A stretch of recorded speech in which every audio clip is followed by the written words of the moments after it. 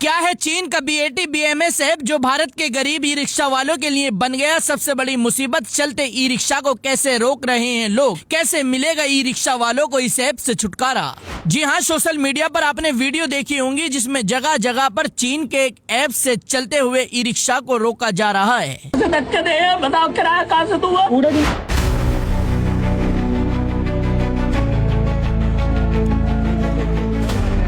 इस ऐप ने न जाने कितने ई रिक्शा वालों के लिए मुसीबत खड़ी कर दी है। पूरी रात रिक्शे की बैटरी चार्ज करने के बाद एक गरीब व्यक्ति चंद पैसे कमाने के लिए रोड पर निकलता है, लेकिन सिर्फ एक बटन दबाने से उसके पूरे दिन की कमाई खत्म हो जाती है। हजारों ई रिक्शा वालों की रोजी रोटी इस वक्त खतरे में है, लेकिन इस ऐप से ई रिक्शा वालों को कैसे छुटकारा मिलेगा उसके बारे में हम आपको बताएंगे। लेकिन उससे पहले ये जान लीजिए कि ई रिक्शा की बैटरी से इस ऐप का क्या संबंध है जो एक सेकेंड में ई रिक्शा की बैटरी डाउन कर देता है। दरअसल इस ऐप का नाम BAT BMS है और इसे चीन की company Shenzhen green energy technology ने बनाया है। असल में ये एक बैटरी मैनेजमेंट सिस्टम है जिसका मकसद स्मार्ट लिथियम बैटरी का चार्ज, वोल्टेज, तापमान और दूसरी तकनीकी जानकारी देखना होता है। लेकिन जिन ई रिक्शों में ब्लूटूथ वाला स्मार्ट BMS लगा है और जिनकी सिक्योरिटी कमजोर है, उनमें अगर कोई अनधिकृत व्यक्ति BMS से कनेक्ट हो जाए तो बैटरी की कुछ सेटिंग बदल जाती है और ई रिक्शा वहीं जगह पर बंद हो जाता है। ये ऐप चीन ने किसी नुकसान के लिए नहीं बल्कि फायदे के लिए बनाया है ताकि कुछ बैटरियों की जानकारी मोबाइल के जरिए देखी जा सके।